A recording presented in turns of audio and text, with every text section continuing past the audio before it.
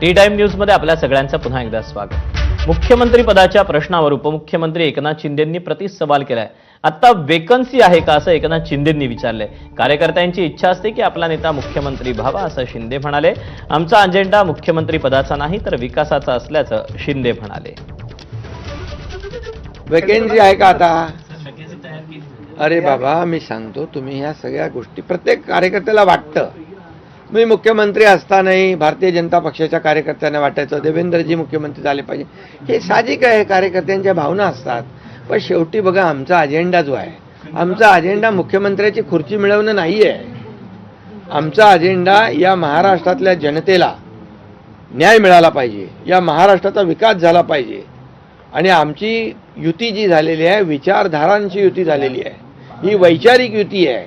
आम्ही कधीही महायुतीमध्ये कधी असं मला काय मिळेल तुला काय मिळेल अशा प्रकारची वृत्ती आमची नाही। आम्ही काम करणारे लोक आहोत।